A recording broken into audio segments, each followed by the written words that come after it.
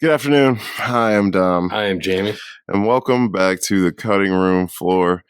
Today we are kicking off our Wes Anderson journey. So we're doing Rushmore, Royal Tenenbaums, Fantastic Mr. Fox, and the Grand Budapest Hotel.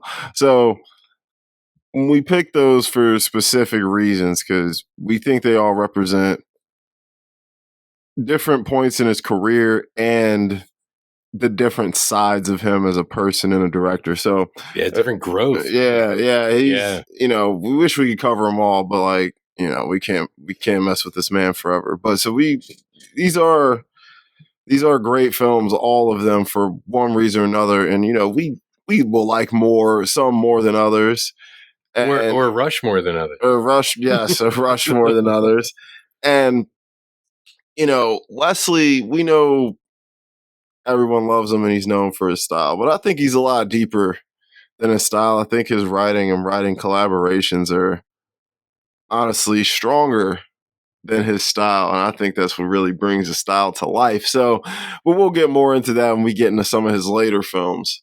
We might have to change one of them that we do, or maybe just add one, because I realized his collaborators, like in the beginning, it was Owen Wilson and him. Mm-hmm. Then it was Roman. Noah Baumbach. Yeah, Noah Baumbach, and then Roman. Him, and then Roman. Yeah. Mm-hmm. And I'm not sure if Mr. Fox is Noah Baumbach or Roman, because I know Grand Budapest is Roman. Mm-hmm. So we might have to throw a Noah Baumbach one in there, like Life Aquatic. Yeah, Life Aquatic. And I think Darjeeling Limited. I think Roman was on that. Was he? He might have been. I think Roman's on Darjeeling. Okay. I do love Darjeeling. So we could probably throw Life Aquatic in there. Listen, guys, well, you know how we do. Yeah. This is a loose schedule. Because now that you mention it, it's like those are like his different eras, like his different writing partners. Yeah. But Tenenbaums is like, I think, the epitome of like everything that he was about and would be about. Mm-hmm. Even later on, like everything just congeals together so well. You already know how I feel about that movie, but we'll definitely talk about that. This is my adopted daughter, Margo. Oh my God. Your grandmother, you were her real granddaughter. Yeah. There are no teams. There are no teams. I know you love Gene Hackman. Listen, Gene was teaching them some hard lessons at a young age. He was. But he was still fucked up. Yeah, completely. But God, that's for next week. I'm sorry. I'm sorry. I know everybody would say The French Connection or, one of his like 60s, 70s, 80s movies. But even Unforgiven. 90s. Yeah. But I'm sorry. I think Royal Tenenbaum is his best role. To me, I think it encompasses every single thing about Hackman. And it's kind of like if his Lex Luthor was a dad. Yeah. Lex Luthor is kind of fun, and he's wasn't fun really and quirky. He's evil. He's not evil. He's just an asshole. Yes, yeah. And that's sort of and I think it's great because in like Rushmore and obviously Bottle Rocket, which we might only allude to, like of course, Pagoda, one of the best characters from Tenenbaums. In Rushmore, he's Mr. Little Jeans. He is Little Jeans. Yeah, he's like the groundskeeper at the school. Wes loves recycling his actors, so I do love that about him. I think he was one of his neighbors. Oh, interesting. Or something like that. That's funny. So fuck it, let's get into this thing. Right, so Rushmore, 98? Yes, 1998, obviously directed by Wes Anderson, one of the GOATs, one of my personal favorites. I kind of grew up with Wes. I mean, his early stuff. Well, I was pretty young when this came out. I was like, 5 or 6. But no, I was probably 6 or 7. But once Royal Tenenbaum was the first one I saw, and I fell in love with that. And that was December of 01. Yeah, I was like, I saw that in 01. Me and a buddy, and we both just loved it. And we were pretty young, and that. Yeah, you would have been like 9. I was 10. I was 10. Because that was 01. My birthday was in October. Oh, that's right. I'm sorry. So, but for a 10-year-old, that's not really a movie a 10-year-old would get into. But I thought it was fucking great. Well, it's like, and the same thing with Rushmore. It reminds me of like some J.D. Salinger short stories. Mm-hmm. And that's what I think the appeal of that is. And even Rushmore. Like, it's that sort of, he paints a picture of these oddballs that is actually very concrete. Yeah. So you actually kind of empathize with people that would normally be unempathizable. Mm-hmm. And that is not a word, but it is now. No, it's fine. We get it, bro. We make Yeah. stuff up around here. Yeah. So we'll throw out some stats. Letterbox 3.9 out of 5. Huh? Not too bad. Yeah. Rotten Tomatoes 90%. Pretty Really? good, yeah. IMDb 7.6. So it's got pretty good stats across the board on the curated sites. But I've been lately, and I guess always, I've on this channel, I've been throwing my opinions out at the very beginning and kind of explaining why as I go. I like this movie and I don't like this movie. I admire a lot of the techniques in this film, the writing, the look of it, the early comings of his style, because this was kind of like the foundation for his style that we would grow to love. More so than Bottle Rocket. Yeah, Bottle Rocket was very DIY. Yes, it was like it's like all the money went to James Bond. Yeah. They were like, "Yo, we gotta pay this guy something, bro. We gotta pay Mr. Henry. Can't give him Little Caesars, Yeah, we gotta give him something." So Bottle Rocket definitely. If you watch Bottle Rocket and then you watch Grand Budapest and you're like, this same guy made this, you're like, really? Yeah. So that it's a jump, but Rushmore is definitely you was can the tell start of it. He's planting the seeds. Mm-hmm. The set pieces, and did he use any miniatures in Rushmore? I don't believe so. But he had that miniature style that he would come to use later. Yeah, if anything, like the curtains, and stuff like that. Yeah, and the way he set the stages for the plays. Yes, like they. Oh yeah, it actually there were miniatures in his plays, like the train and Serpent. That's right. Yeah, Heaven and Hell, the helicopter. I love that. I do love that scene. The Serpent. Yeah, because it's like it's a high school play, and I love Dirk dressed as the nun. Yeah, well, I guess. His actors are great. Yeah, it's like, I always wanted to be in one of your plays. Oh like, yeah, yeah. But anyway, so yeah, I think I do love those aspects about it. The acting is all good in this film. This film just has a mood and an attitude to it that just sours me.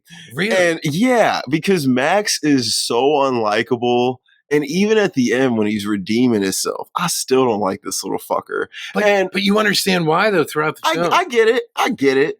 But a lot of people go through shit like he did, and they don't act like that. they don't, but he's like, well, I mean, we'll go into it when we talk about it. Listen, obviously, he's a smart kid, and he's ambitious, and I admire that about him. But this kid just... My God, I would have.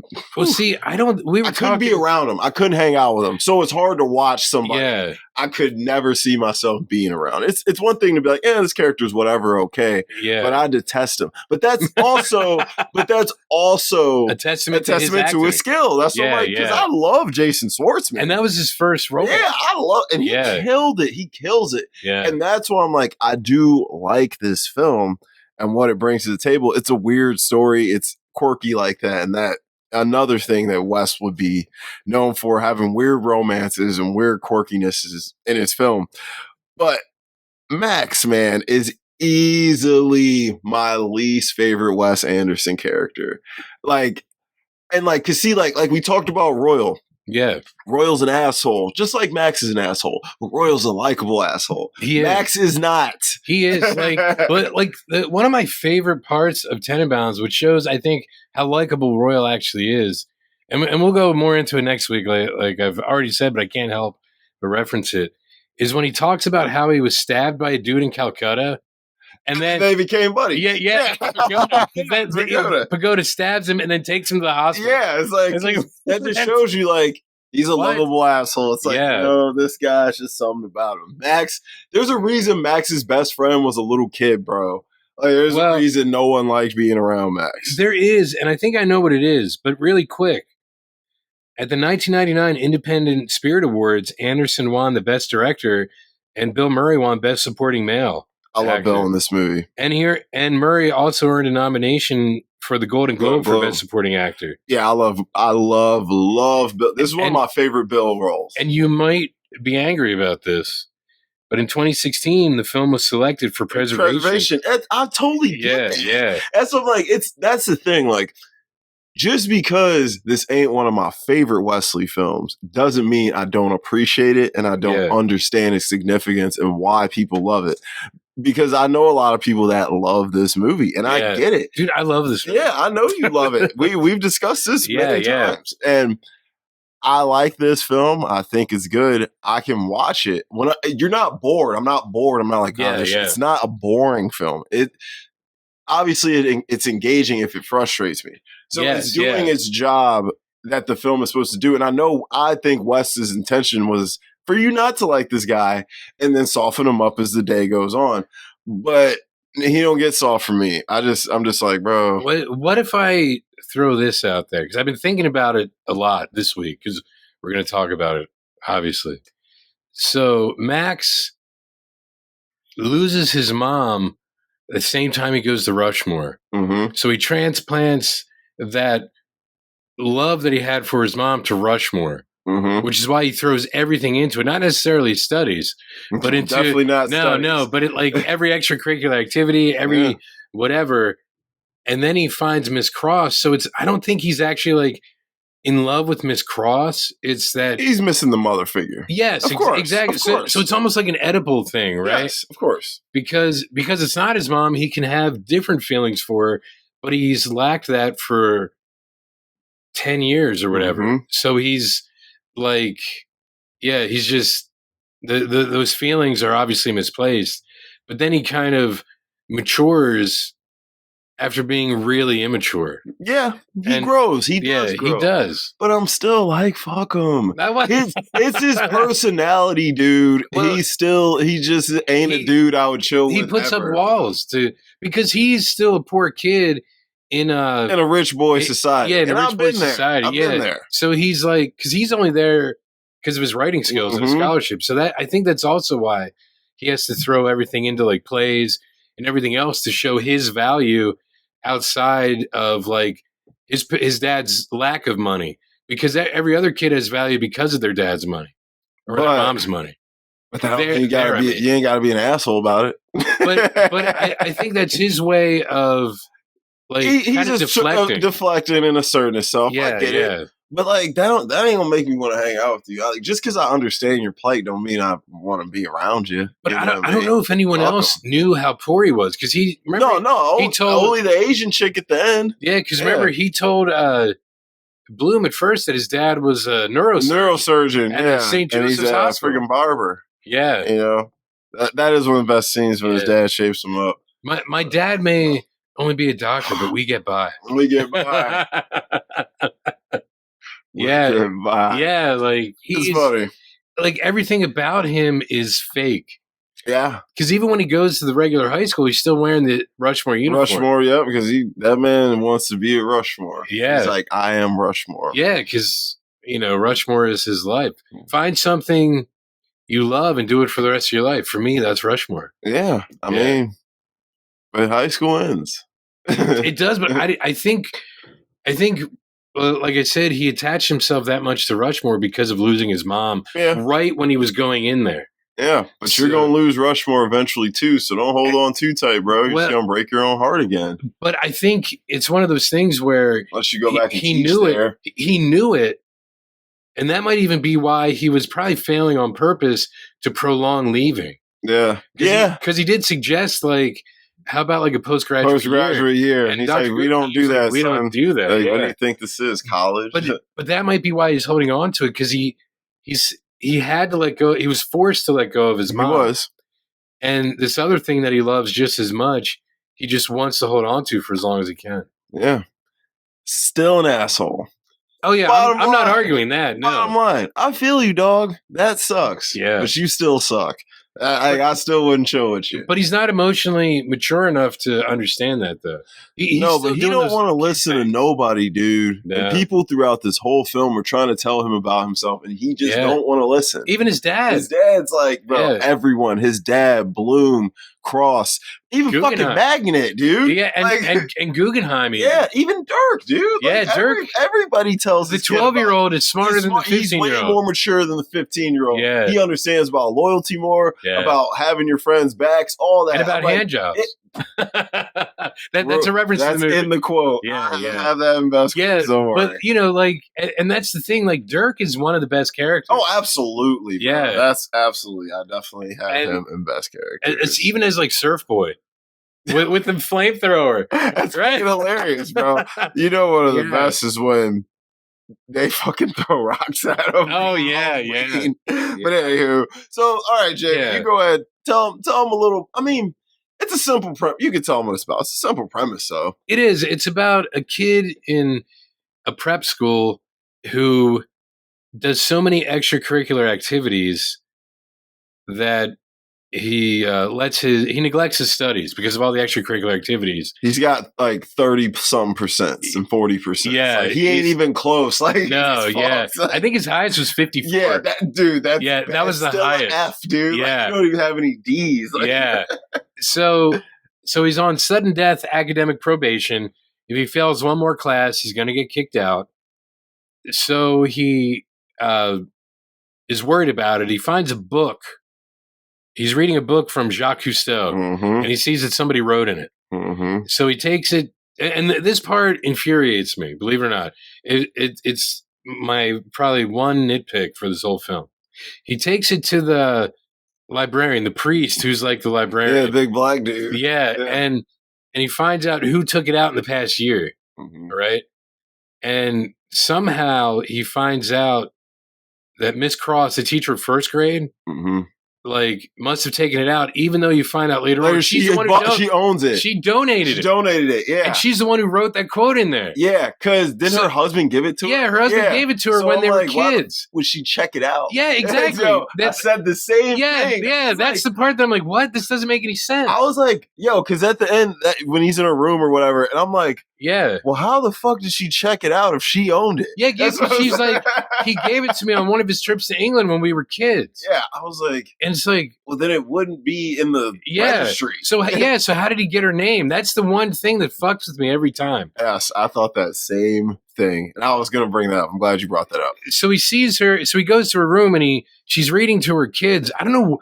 I wanted to pause and see what book she was reading. It looked like Fahrenheit 451 or something crazy. I'm not sure. I don't actually remember. It probably wasn't. Well, I remember later on when they're in class, the kids reciting something real trippy, bro. Yeah, like, I'm like, what the hell? That's why it might have been, yeah. So he opens the door to hear her reading, and he hears her British accent. And you know what? She's a nice-looking British woman. Yeah, she's all right. Yeah, for 98. Yeah, for 98. She didn't age well, but she's all right. I was like, I was like, because I'm watching, I'm like, yeah, she's all right. I'm like, she ain't really my flavor. But I'm like, I know who I want to recast as her. You'll probably guess it, but don't say it now. Okay, I won't say it. Don't say it now. But I know you're going to guess it probably first or second try. It might be who I recast her as. Oh, you never know. Because she has to be British. Yes. Yes. I think you already know. Yeah. Okay, anyway, so he already knows. We won't say it now. Okay. But I was like, oh, let's see what she looks like now. I was like, she only 55. Yeah. She ain't Michelle Pfeiffer. Anyway. Yeah, right. so, I mean. And plus, like, the next year, she was in, I think, The Sixth Sense, wasn't she? Yeah. The mom in The Sixth Sense? Yeah. So she had a pretty good run after this. Yeah. I mean, dude, you were like the highest, first or second? Sixth Sense was second highest grossing film of 99? I think so, yeah. Because Titanic. Titanic was, that was 98. But it was 98 into 99. Was it? It really gained steam, no 99. pun intended, since it was a steamer ship. Yeah. It really gained steam, like, I think, like January, like that winter, early 99. Because that's when Good Will Hunting was out. Yeah, but didn't Spielberg drop some in 99? Well, 98 to 99 was Saving Private Ryan. Okay, yeah. Yeah, it was actually around the same time as Rushmore. They were in the theater at the same time. 90, God, those 2 years are fucking nutty. Incredible, man. Dude, yeah. Yeah, because then I think it's also around the time that Office Space came out, the beginning of the year. Great film. You know, everything's turning like 25, 26 this year. That's crazy. Yeah. Good shit. Fucking, yeah, because Sixth Sense was up there with like The Matrix as far as box office. Yeah, everybody, you know. Dude, that was like everyone's favorite. That was a lot of people's favorite film of the year. And here's the crazy part. Jack and Rose at the end of Titanic, right? They're in the water. Do you know what they were surrounded by? Dead people. Icy dead people. I Icy dead people Great joke. is what they were surrounded by. Guys, ignore Now- this man. I forgot to tell you that joke from last week. I'm glad you wanted said to it tell on. you. Oh, you have another one. No. Remember, I was going to tell you a joke last week. Oh, was that it? No. Well, what was it? Okay. Just in case it needs to be edited out, we'll just kind of leave this space. Okay. Okay. All right. Why do lesbians love to have cats as pets? Or why do lesbians prefer to have cats as pets? Because they love to see a pussy lick itself.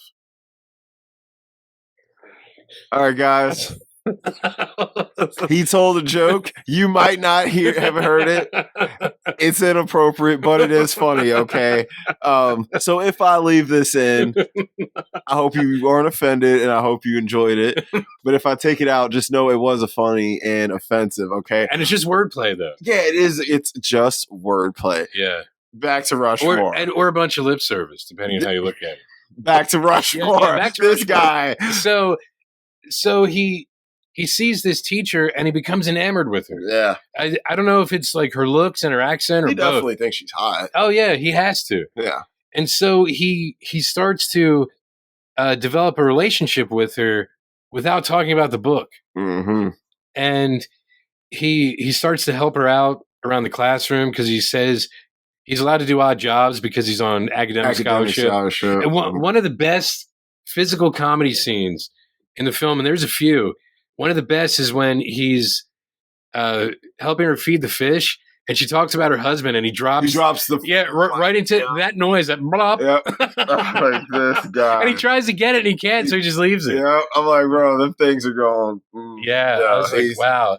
But the timing. Yeah, but I'm like, bro, how could you not? I mean, obviously her husband's dead, but like, you had to probably assume this woman's either married or in a serious relationship. Yeah, like, come on. There's no way she couldn't be. Yeah, like, so she was not a bad looking lady in her 30s. Like, bro, she's probably serious. And even like her accent would put her up a few notches, even if she was like a 3. Yeah. She'd be like at least like a 6 with the accent. Yeah, I mean, I would in Rushmore, I'll give her a 6.5. Oh yeah, for sure. But like maybe if her hair was different or something. Maybe. I think that was one of her better features, actually. Really? I think so. You know, I like short hair on chicks. Yeah. Yeah. Well, we'll simmer down. Well, chill. But if she was a redhead, maybe. Maybe I don't know. I don't know if she got the redhead. She did have like white skin. She was like, white, super white. I don't know if she had not the translucent that you like. No, you're like I need to see your veins and bones through that. I need to see I need to see through you. Bro. Yeah.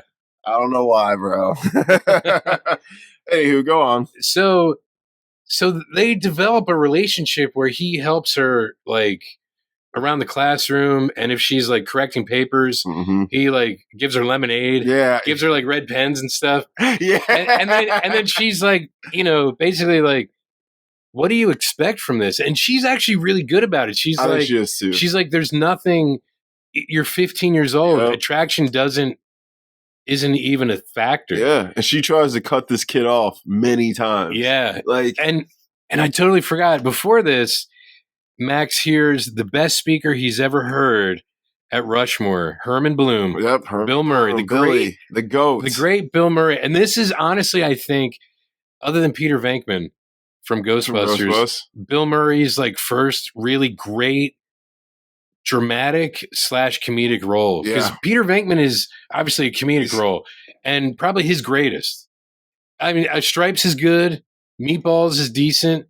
Groundhog Day. Lost in Translation. Lost in Translation was after this. It was after. Or are you saying? Yeah. Up to this point, okay, yeah. See, like, because like Scrooge isn't bad. Scrooge is terrible. But I mean, for the time period, I hate Scrooge. As far as like an updated Christmas Carol, I'd much rather watch Christmas Carol. The George C. Scott version. Yeah, that's the best one.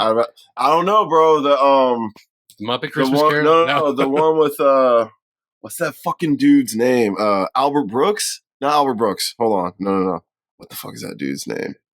Hold on. You speak while I find Okay. So he meets Herman Bloom, who gives this speech that we're probably going to say in quotes because it's a very pertinent speech even for like now. And he forms a relationship with him because I think Max reminds Herman of himself when he's younger. He's like a kid trying to pull himself up by his own bootstraps, and he is very. He has a lot of ingenuity, and he does a lot of extracurricular activities. Like there's a great scene where they're at a wrestling match and they're talking.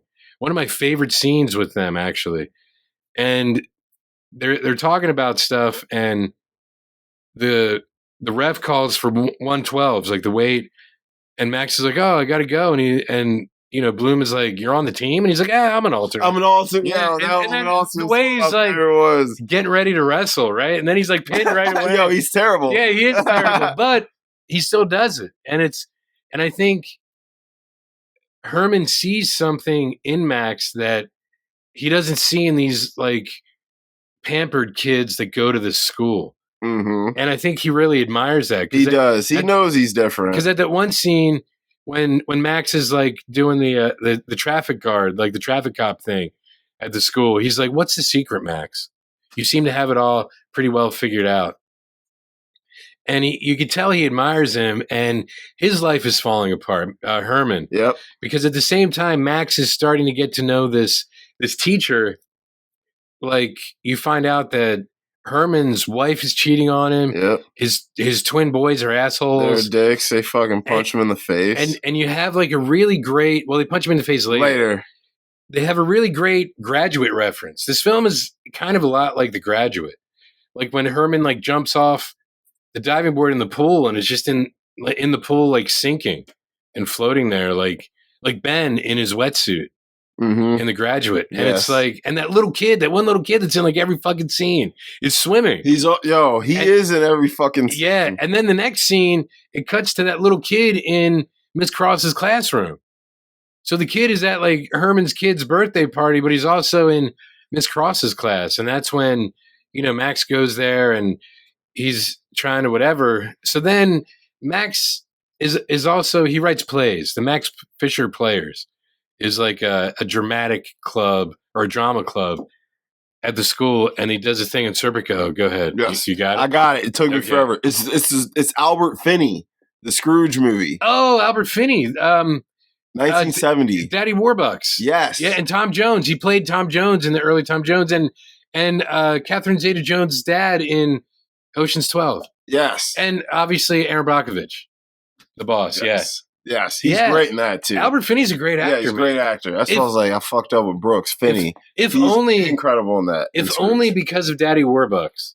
Because that was like the first VHS I got as a kid. Was John Huston's Annie. Instantly. And that's where I first saw him. So it's like, and that's kind of another comic book movie now that I think about it, because Annie was a comic strip first. Oh, I didn't know that. So you had Superman the movie, Popeye, and then Annie were the first three. And so, right? Those are the first three comic book movies. Yeah. Like, okay, that's weird. Because they're before Burton's Batman. Yeah, they are. So, and then, in between you have like the Superman sequels and Supergirl. Yeah, but that's all in the same umbrella. Yeah. They're all part of that same Superman universe. Yeah. So, okay. Yeah, anyway. So, yeah, back to Bloom. Yeah, Albert Finney is great. Yeah, he is great. So then Max wrote a play of Serpico. Yeah, it's so like we were talking about, and it's like it's so great, dude. And the way he's got the dudes acting and dressed up is so funny. And some of the dialogue, like when they show them before the actual play when they're practicing, he's like, "All right, you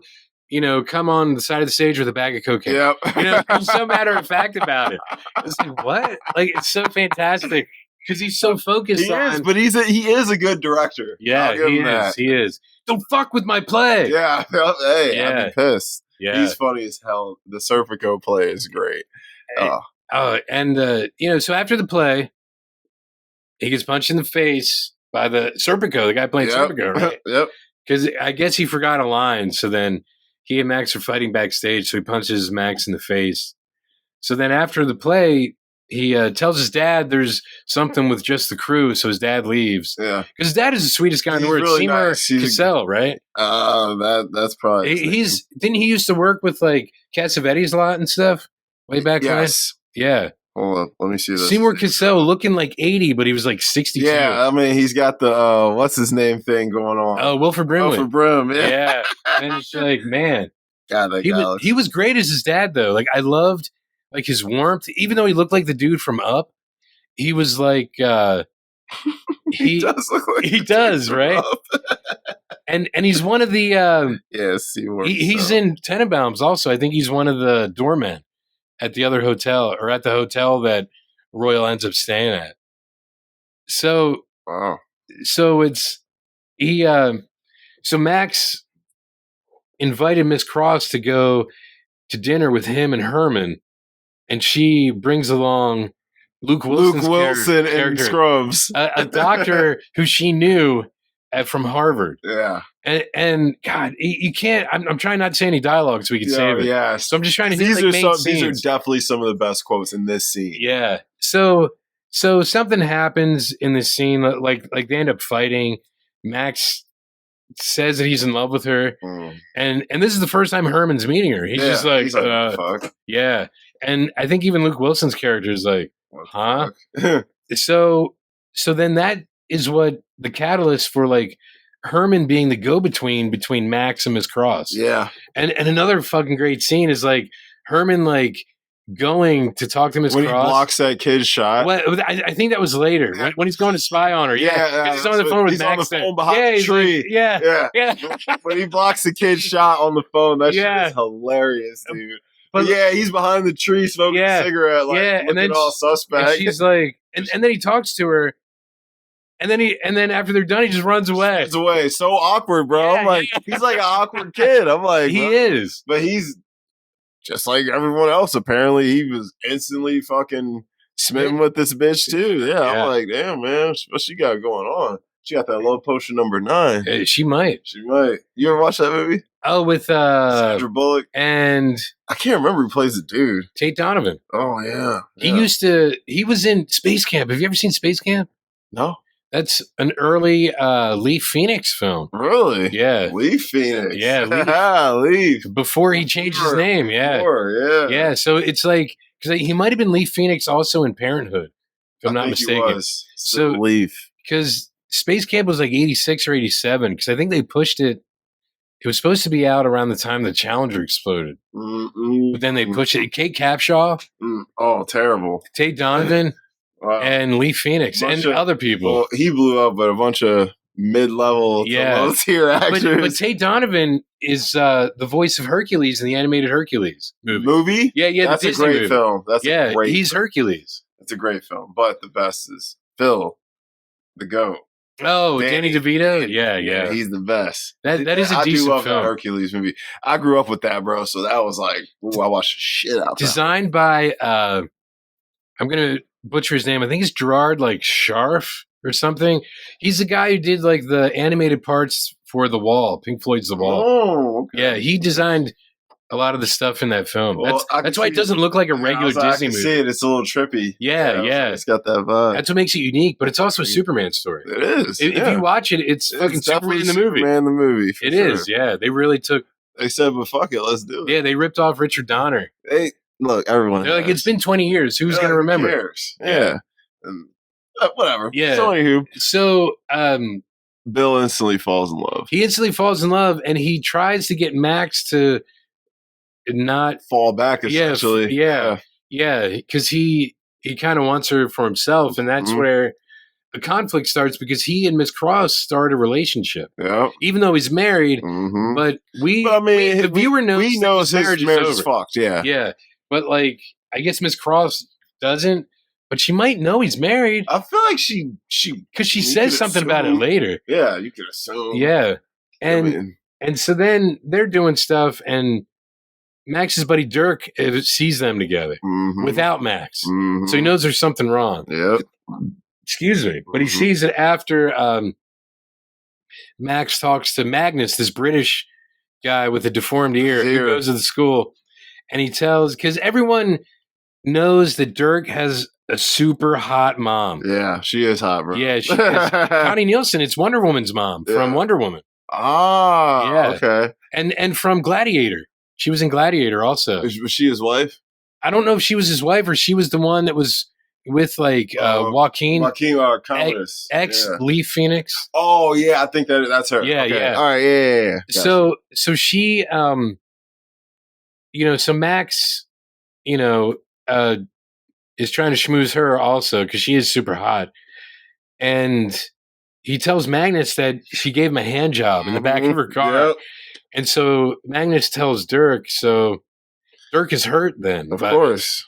So he finds out about Bloom and Miss Cross, so he ends up writing to Max that he saw them skinny dipping, giving each other hand jobs. Dude. Yeah, while Max was sleeping. Yeah, that shit was funny as hell. And so it causes this rift that Max is hiding in the back. Well, not hiding. He's sitting in the back of Bloom's car, Herman's car, when he comes out of Miss Cross's place. And it starts this whole thing where Max and Herman try to one-up each other as far as the shitty things they can do to each other. Yeah, bro. It gets pretty bad. And that's like... And this is after Max gets kicked out of Rushmore at this point, too. He's actually going to a regular public school, shitty Grover Cleveland High School, and Miss Cross is actually his tutor at this point. Why did he get kicked out of Rushmore? Shit, why did he get kicked out? Because there was something, because he's crying. Oh, he got kicked out because he wants to build an aquarium. And he's going to break ground, but he didn't get any. Didn't get the permission. Yeah, didn't get any kind of permits or permission or anything. So he gets kicked out, and it goes. And that happened also. So he's not at the school anymore. So his only way to see Miss Cross was to be a tutor. He made up with her, and he asked for a tutor since he needs help being in this new public school and acclimating. And he was obviously a bad student to begin with. So it kind of all falls apart because then he and Herman end up like I said, like one-upping each other. Like he gets bad though, man. Herman starts falling apart. Yeah, he does because he's like in the hotel getting drunk as fuck, dude. He's like because Max tells Herman's wife about Miss Cross, which is weird because then that's when like they decide to get a divorce, even though she's been cheating on him. She's been cheating, yeah. And it's like, wait, what? So he's living in a hotel. So Max takes like getting wasted. He's part of the Rushmore beekeepers. So he puts all these bees in his room. Yeah, dude. And the funny thing is, when Herman realizes what's happening, he gets this smirk on his face because he understands the game now. So he like goes to the school and like runs over Max's bike. Yeah, dude, that shit is so funny. And he just backs it up. The best is Bill's the way he carries himself. Through all this kind of his like lack of emotion. Yeah, I'm like he's so chill through it all.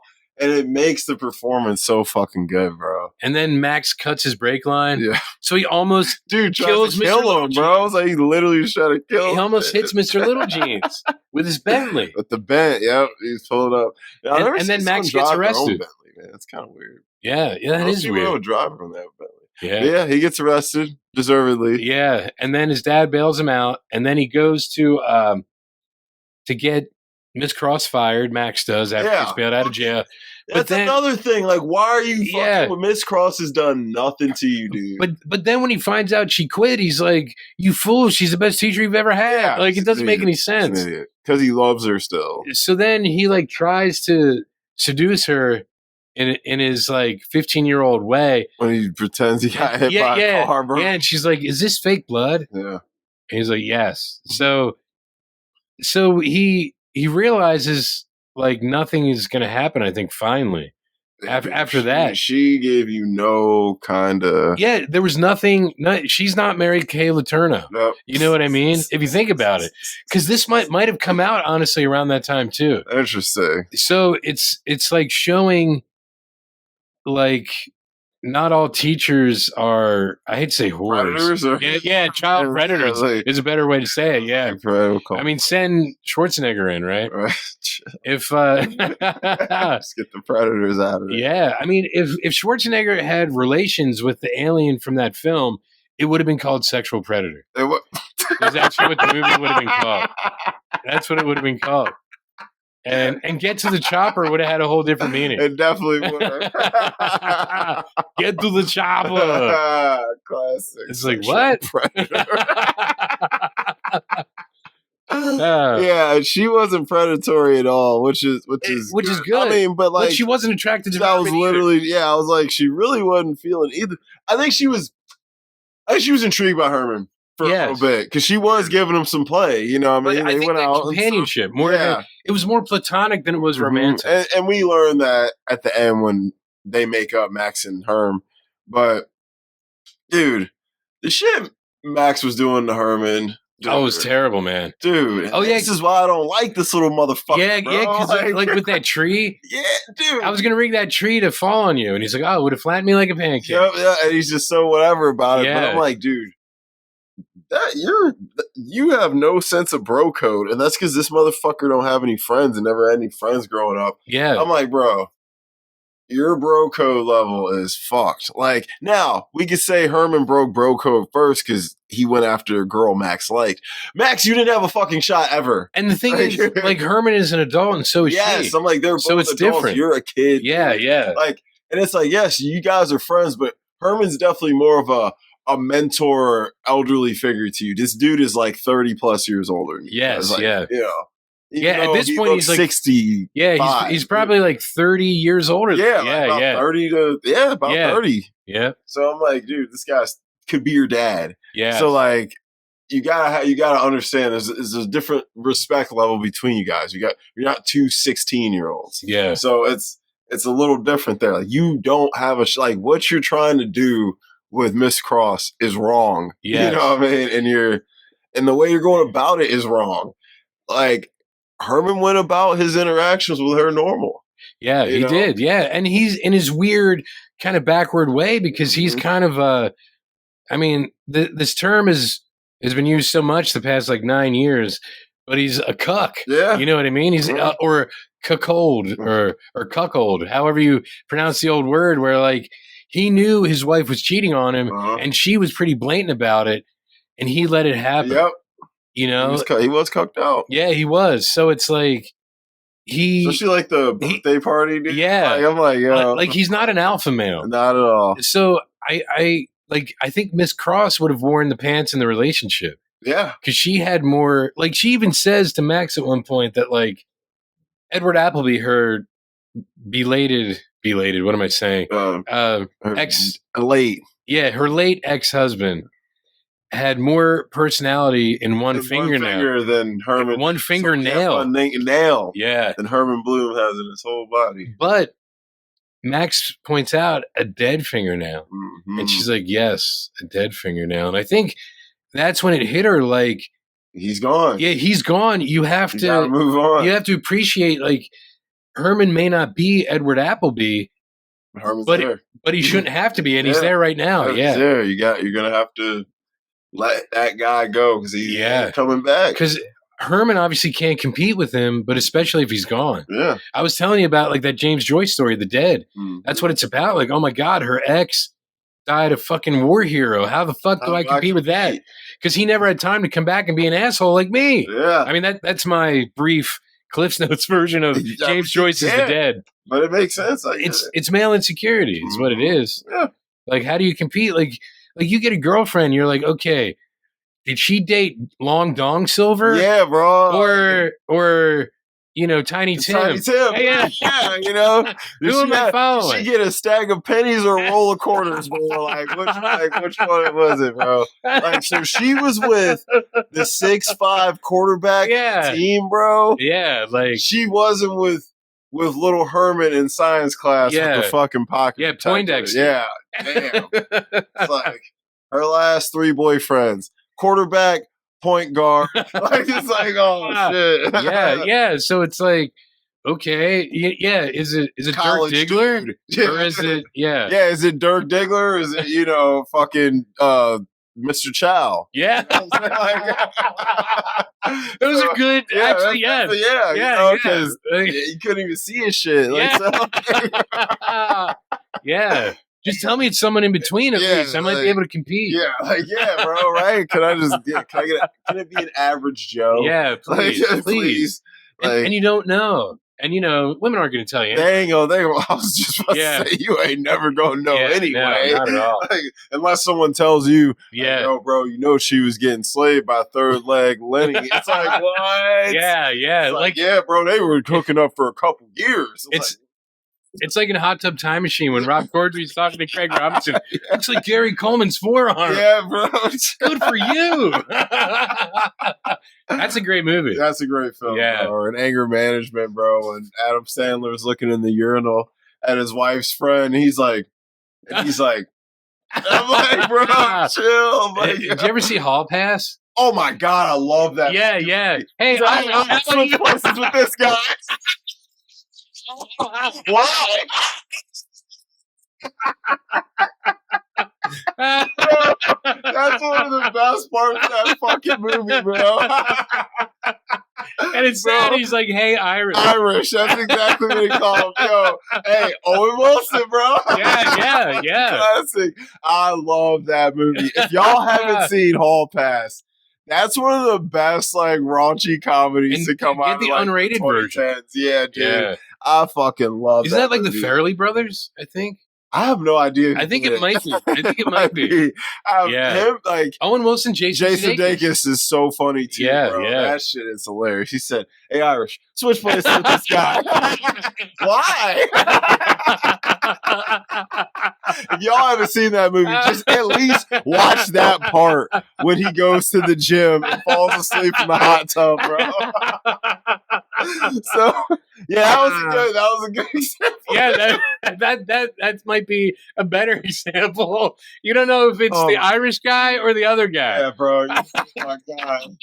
Yeah, my back of my neck hurts now.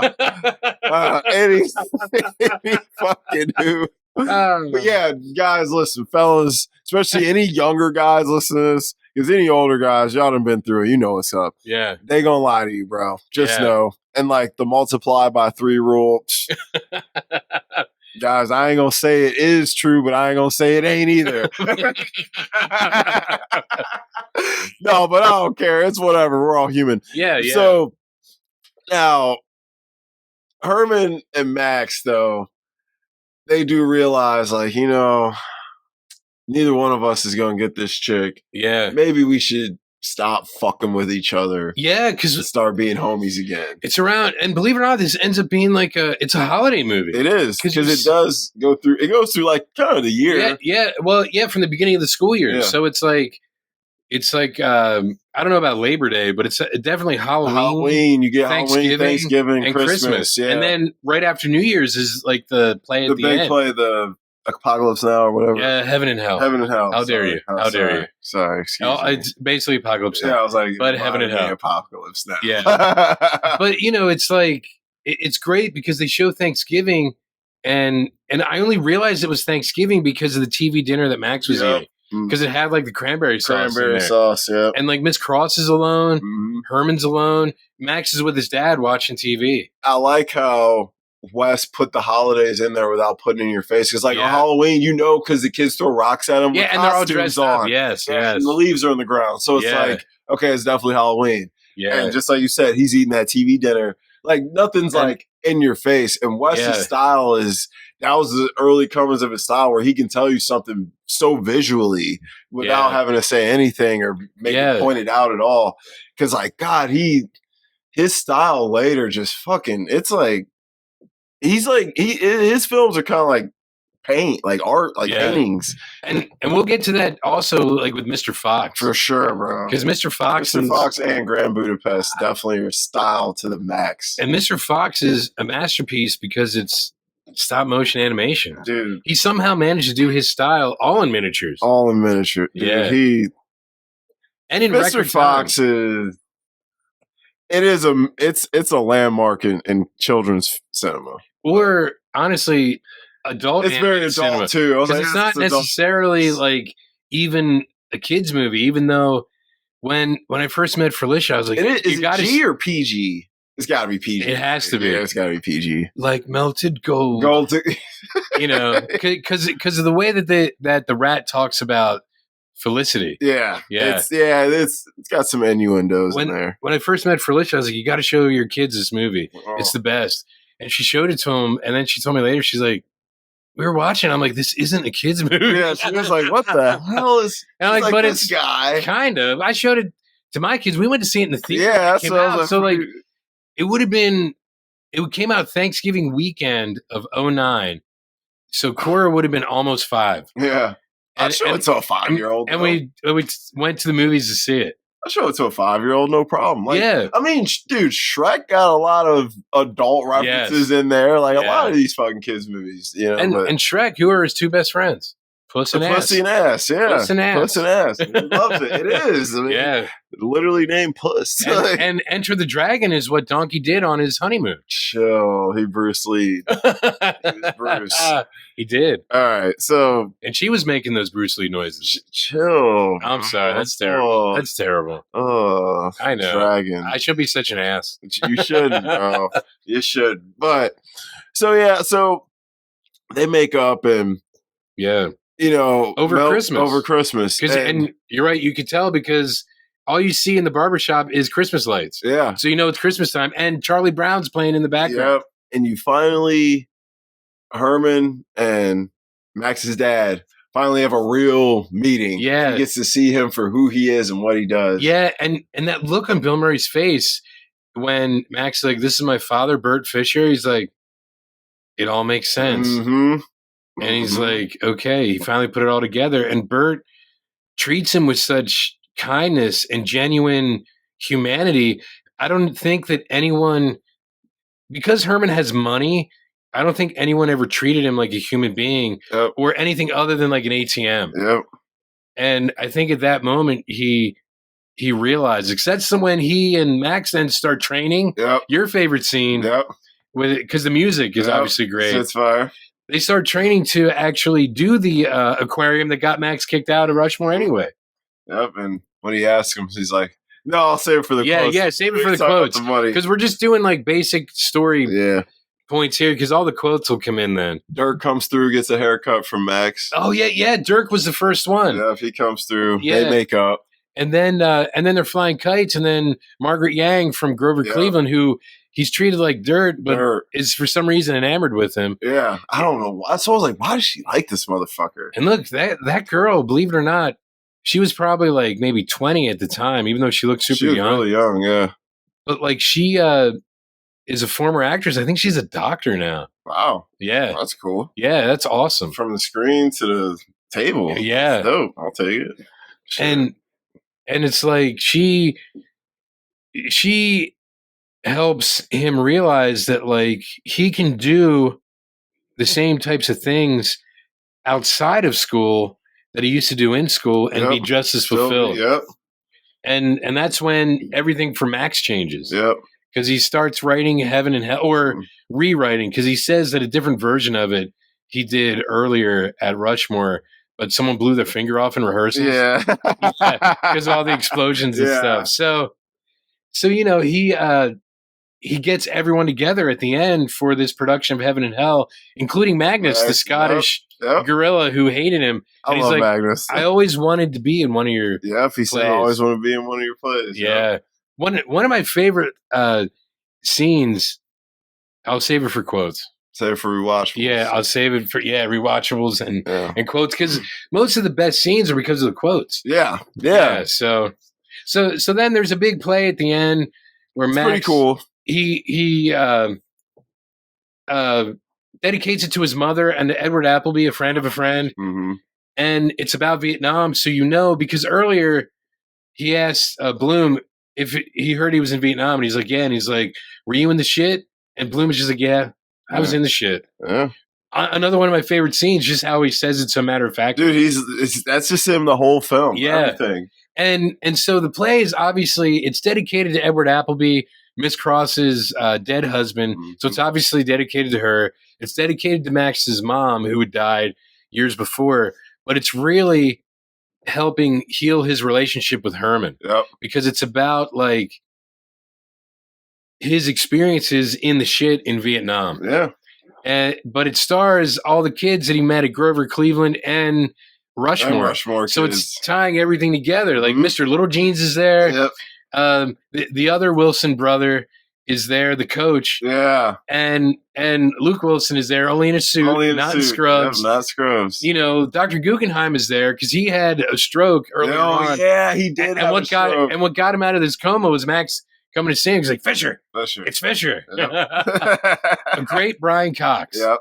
And I couldn't think of anyone for Dr. Guggenheim and recasting other than Brian Cox because he's still around and he'd probably still be great at it. Yeah. Because he looked old as fuck back then. He's finally old enough to play the part now. Some of these guys be looking old. Yeah. Man.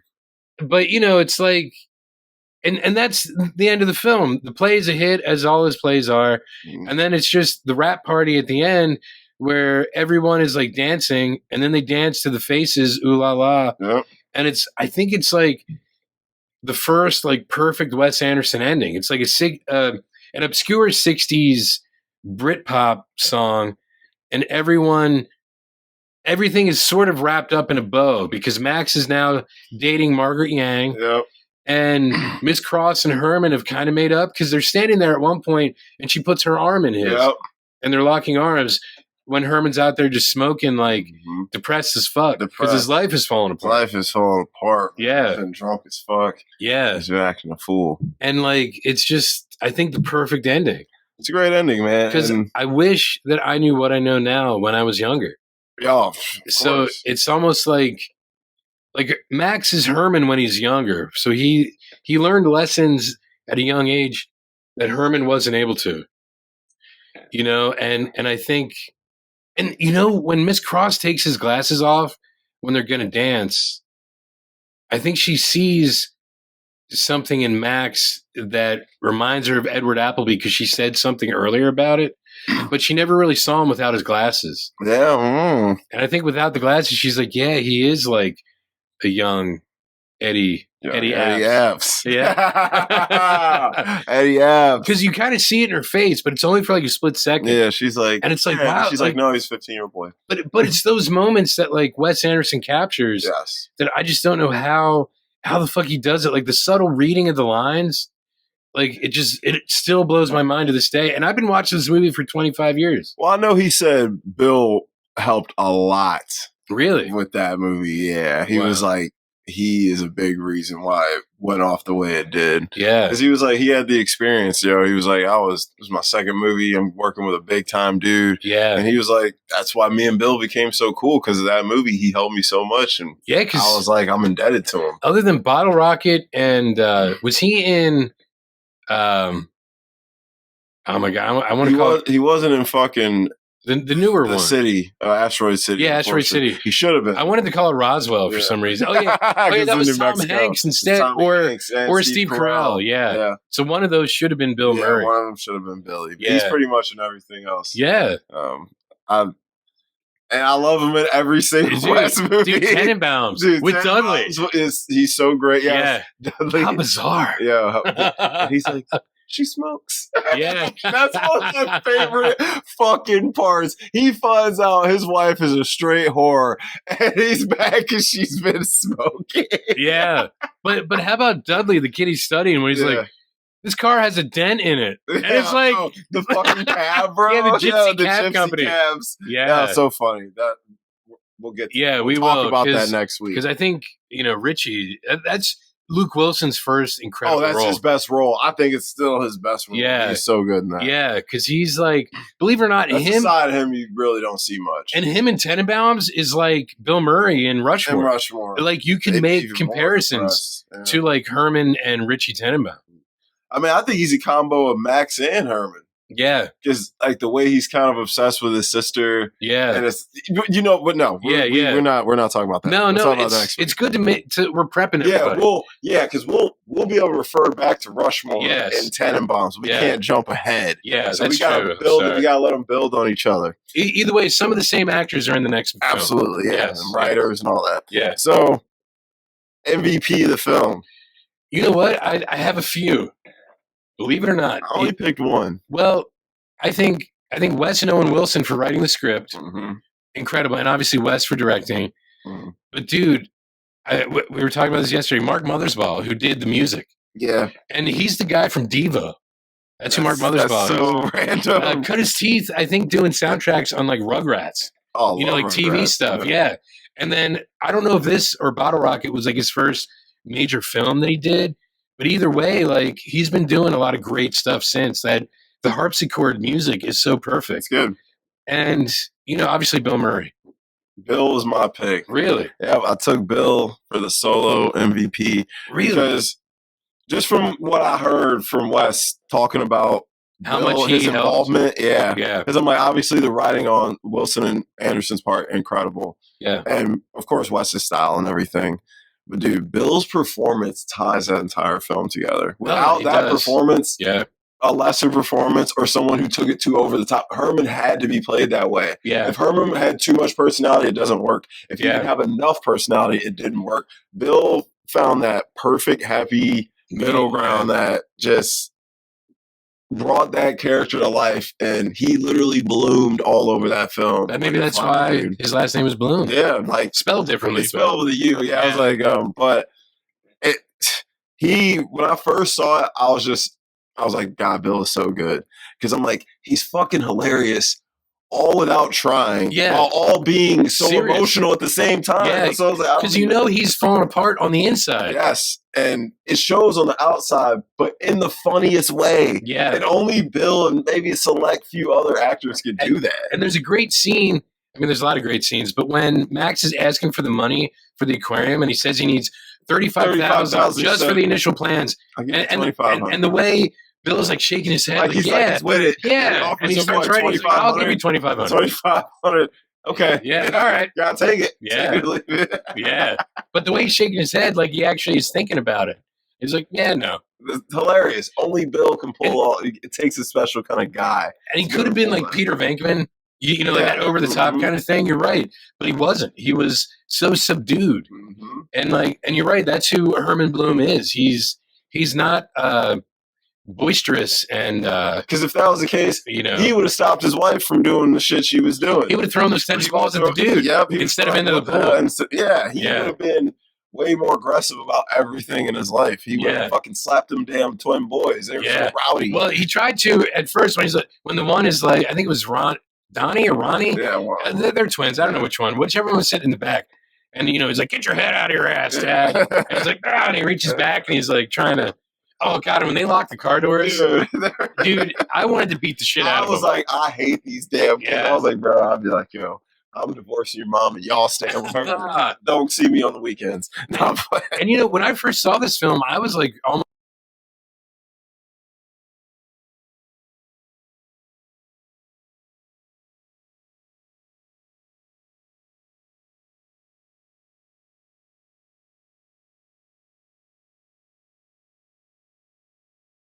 Herman Bloom, for sure, bro. Yeah. Like, that's definitely your guy for now. Yeah. But so I had Bill. You had all yours are great too. Yeah. Peak season, believe it or not. God, that's tough. Maybe Olivia Williams. That's exactly who I had. I had Olivia Williams. It's like, even though we're like, oh, she's in the Sixth Sense, she's way more important to this film. Yeah, so she is. This is definitely she's the crux. It's like a love triangle. It's a love triangle. She's the middle of it. So yeah, absolutely. That's who we had. Yeah, best quotes. Oh my God, this is. All right, I'm gonna throw out mine. Yeah. And if you have any of the same ones, just say you had it too. Okay. All right, I said, he's one of the worst students we got. Oh, my God. And believe it or not, the way he delivers that line, he's one of the worst students we've got. Yeah. Because doesn't he have his, pipe in his mouth? Yeah. And it's like, God, Brian Cox, man. Yep. He's underrated. He's very underrated. Yeah. I love him in everything I've seen of him. Yeah. How'd it go, Miss Calloway? I shook her hand. Oh, yeah. Yeah. And gave her my number. Yeah. Yep. You invite that kid to your party? Who? Max Fisher? Come on, Dad. There's going to be girls there. Yeah. Pull your head out of your ass. Yeah. How long have you been smoking? How old are you? 15. About your age then. Wow, you should quit. And I should mind my own business. Yeah. And another great one from that same scene is, hold on. My top schools where I want to apply are Oxford and the Sorbonne. My safety's Harvard. It's like, what? Yeah. They only take what? She's like, that's very ambitious. How many students they take a year? Probably not many. Is it 100? Something. It's a very low number. It's definitely I feel like low 3 digits. Yeah. Real low. Yeah. All right. You're on the team. I'm an alternate. Yeah. Yes. I think I can safely say one never met anyone like you either. Oh, yeah. What happened to your nose? I got punched in the face. What's your excuse? Yeah. I know where you're going next. Yep. Where? Oh, where? I like your nurse's uniform there, guy. Actually, these are OR These are scrubs. OR scrubs, yes. Oh, are they? And the way Herman like is trying not to laugh. Yo, that's what I'm like. Yo, Bill. Yeah. That's what I'm like. Bill plays. It's the subtleties that makes Bill's character so It's almost good. like they ad-libbed that scene or something. It does know feel about like it. that, bro. It does feel like that. Like, Yeah. Owen, bro. Owen. Gotta love Owen. Are you comfortable, Max? I'll be out back getting hand jobs from the woman you love. Oh, yeah. When he's confronting Herman. Yeah. I did laugh at that for a minute, bro. And then, believe it or not, right after that, after he gets out of the car, he's like, I saved Latin. Yeah. What did you ever do? Yeah. It's a dead language. Yeah.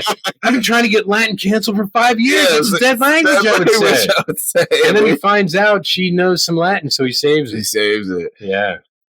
Oh, I'm sorry. I just came by to thank you for wrecking my life. Oh, yeah. Because he bursts into the classroom. Yeah. Like, hold on.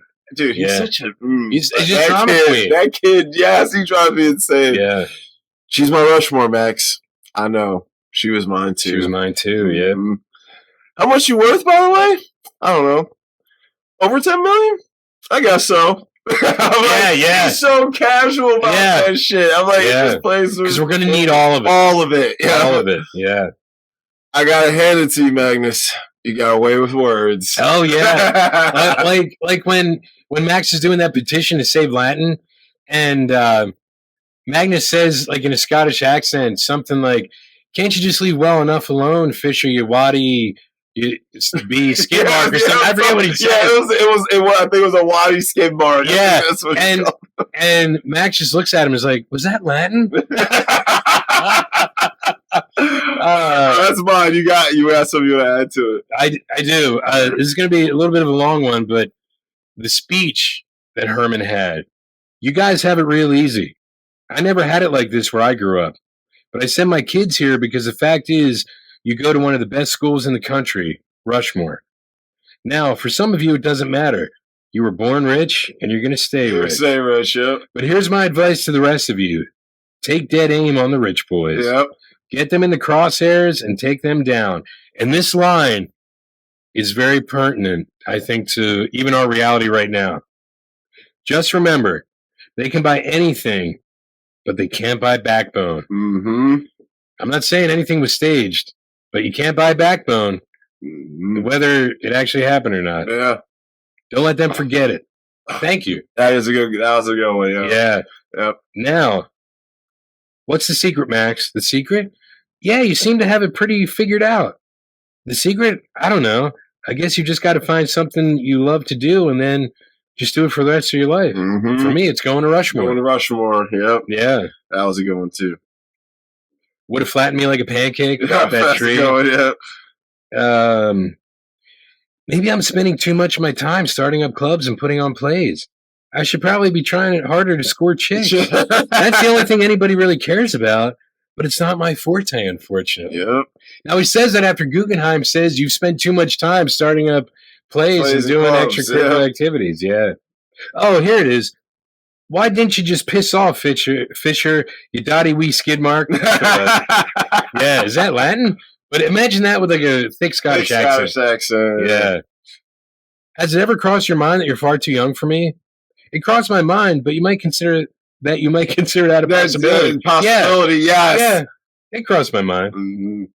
I did. That was a good quote too. I thought I wrote that one down. And when they're in the hospital, when they're both going to see Guggenheim, Herman and Max, and Herman's like, I'm a little bit lonely these days. And that's when he has like the black guy. He's smoking like two cigarettes and drinking the beer. Yeah, his hair is all fucked up. He looks terrible. Yeah, man, Billy. Oh yeah. How did I hurt your feelings? Oh my God! I wrote a hit play, and I'm in love with you. Yeah. Insane. Yeah. Let's see here. Yeah, I was punched in the face. What's your excuse? Oh my God, yeah. When the doctor meets Bert at the end, I understand you're a neurosurgeon. No, I'm a barber, but a lot of people make that mistake. Make that mistake. Yeah, that's fucking hilarious. Yeah. I always wanted to be in one of your fucking plays. Mm-hmm. Yeah. I didn't know we were going to dinner. Well, that's because you weren't invited. That's because you weren't invited. Yeah. I wrote that one too. I fucking forgot that one. Yeah. Zic transit gloria, glory fades. Glory fades. And that's on his mom's tombstone, isn't it? Mm. Yeah, so that's the only Latin he knows. Yep. Yeah. Wow, tell that stupid Mick he just made my list of things to do today. Well, he's talking to Dirk. Yo. Now here's a good turning point. This will be my last one. There's so many great quotes, but Miss Cross, do you think we're going to have sex, Max? That's kind of a cheap way to put it. And Miss Cross, not if you've ever fucked before. Mm-hmm. It's like, wow, suddenly you see the difference in maturity and age and all that. Yeah, that, man, yeah. That's a good one, too. That's a good one. And I will say, we're putting you on sudden death academic probation. Sudden death academic probation. Sudden death. Yeah. All right, those are some good ones. So what's aged the best? What's aged the best? Honestly, I think because of how Wes Anderson did his films after this, the music in the soundtrack and the score, I think have aged the best. Like Bill Murray's performance, as we talked about. Mm-hmm. And honestly, like as weird as the storyline kind of is, I think it's aged well because as a product, when you find out it's like 1997 when it takes place, it's kind of like, oh, it is one of those time capsule things. Oh, it's not effervescent like it could happen anytime. It falls in there with like election and shit like that. Oh my God, yeah. I mean, I'd say it falls in that category. Election. Mm-hmm. Yeah, that's my shit. We might have to do election sometime. Yeah, we may have to just do A Pain one day. It's illegible. It's illegible. I can't even read this. I can't even read this. Why? Half of these are burnout. Yeah. Who cares about the stupid election? Honestly, we might have to do that in November. Yo, hell yeah, for sure. Who cares about the stupid election? Yeah, I love that. That's one of my all-time favorites. We'll have to honor his sister because I think she died last year. She did die. Tammy Metzger. Yeah. Chill. Yeah. So we'll never have to sit through one of these stupid assemblies again. Yay. She said, and if elected, I won't do anything. Yeah. I love this bitch. Back in high school, I'm voting for Tammy Metzger. Yeah. Tracy Flick is terrible. Fuck Tracy Flick. I'm like, Tammy. Yeah. All right. So, I had Bill's performance. I had Wes's style, and in that, I'm lumping it all: writing, score. Oh yeah. Oh, not writing, but score, visuals, all that. Well, no, the writing, if it's like his style, and all of that is in there. I think that writing is so good; it deserves to kind of have its own little moment. Well, dude, he and Owen Wilson together were magic. They're magic, bro. Because, like we were talking about yesterday or the day before, I think this is a combination of both of them. Max is a combo of both of them as dudes. It's probably Owen's ego and Wes's ambition. Yeah, because he is a director and a writer. Yeah. And he's like, the play side, the extracurricular side, that's probably Wes. But that cocky, arrogant, go-getter attitude, that's more Owen probably. Yeah. Because Wes is probably nothing like Max personality-wise as far as like if you sat down and chilled with him for 20 minutes. But if you found out what goes on in his head, him and Wes are probably almost identical. Yeah. Whereas, like, you could probably compare a 16-year-old, 15-year-old Owen Wilson to a 15-year-old, 16-year-old Max. Yeah, I think I remember reading that he was kicked out of a private school. So I think that's where I could be wrong, but this would have been like 25 years ago. Yeah. So because I saw this film when it came out on video because it wasn't in theaters long. Oh no! So you had to wait like 6 months. So it's like it was probably early summer. I think I watched this and Velvet Goldmine at the same time. Damn, you went nuts. Yeah, you had a night. And man, we'll have to do Velvet Goldmine sometime, like a Todd Haynes Because that's another killer soundtrack, man. I'm going to get to that soon because I did watch Confessions of a Dangerous Mind. Oh, what did you think? It was decent. It was decent. Dude, Sam Rockwell. Sam Rockwell is incredible. George Clooney's first film that he directed. And he did a great job. And I love George in it. Yeah. I like his look. He's Julia Roberts. Bro. She's too much. I can't. Drew Barrymore's in it too, right? She's decent in it. Yeah, she is. It's been like 20 years. Yeah, she's like his main chick. Yeah, but you know he's fucking bad chicks. But yeah. Anywho, yeah. And the last thing I had was Oyoko by John Lennon. Oh yeah, that was great for that. That was, I think, one of the first times they had a song that was kind of antithetical to what was going on at the time. Yeah, because it's a training sequence. Yeah, like they're playing Oyoko. Yeah, you expect like Eye of the Tiger. Yeah, you want some upbeat. But they're both doing it for Miss Cross, so it makes sense. It makes sense logically. It's just like not like Yoko broke up the Beatles. You know what I'm saying? I think it was Linda, but that's what people. That's just what people say. Oh, it was easier to blame the foreign. Yes, let's blame the little Asian lady. Yeah. Not John. Yeah, no. Love. or Paul, who left first. Yeah. Because of Linda. Yeah. Let's not blame him. Yeah. But everyone's like, Yoko broke up the Beatles. I may have asked you this before. How is Paul McCartney in the 70s like a feminine hygiene product? Am I gonna have to edit this out too? He was always with wings. I think you did. I think I did. Yeah. I think I did. Yeah. Paul McCartney.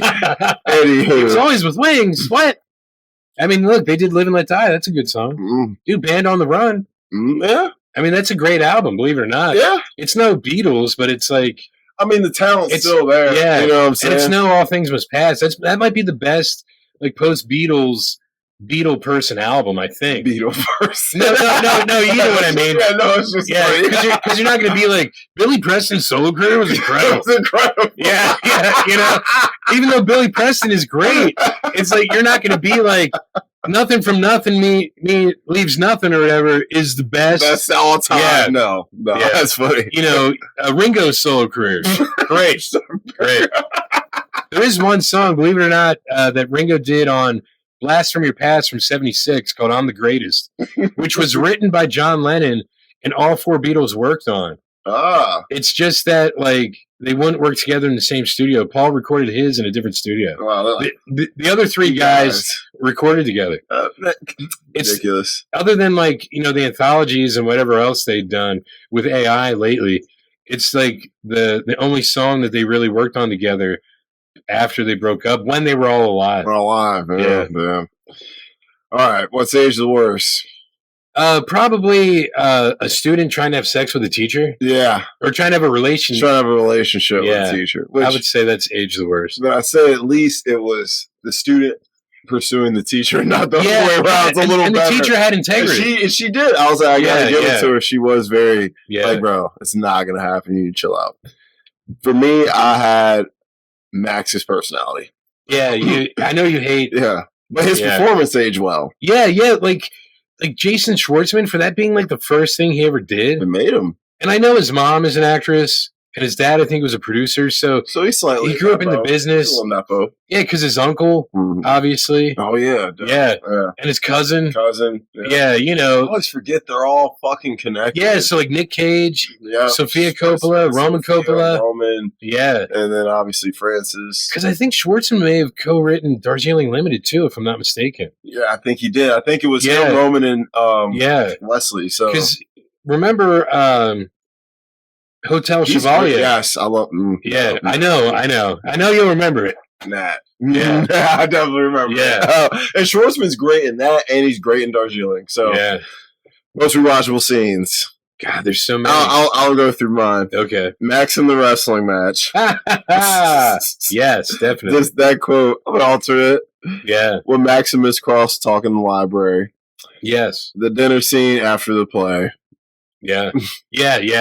Owen Wilson Luke sitting there taking punches. But we were talking about it. It probably should have been Owen. It should have been. Because when he says, I got punched in the face, what's your excuse? It seems Owen got that fucking Marcia Brady. Yeah, because he broke his nose at one point and never got it fixed properly. Yep. But that's like his trademark. It's his trademark. It's like big nose or whatever. Yeah.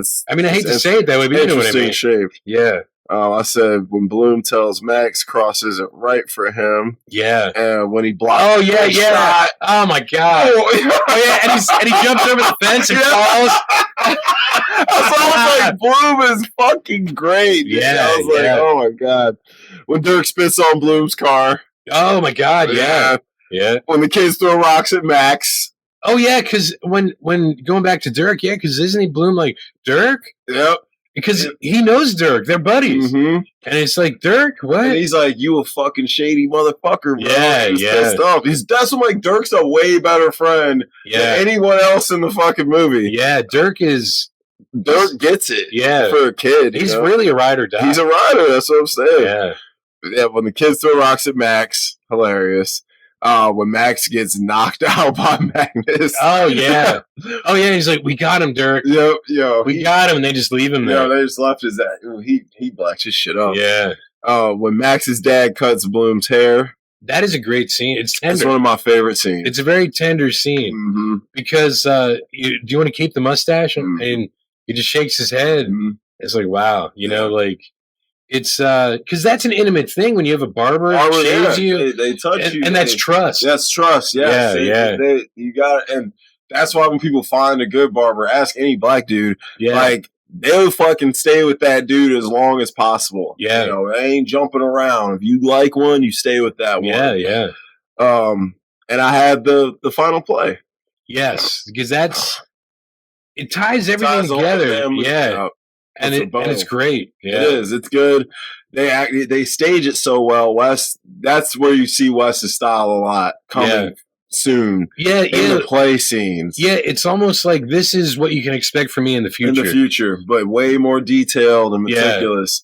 Yeah. Because like Moonrise Kingdom, half of it feels like it takes place in a dollhouse. You know what I'm saying? It's like the first, like their house feels like a dollhouse. Yeah. Like, it's insane. That is another great one. Oh, fuck yeah. Yeah. That's like, dude, we can't cover them all, but I'm like, dude, he's incredible. You know what I'm saying? Like, he's the man.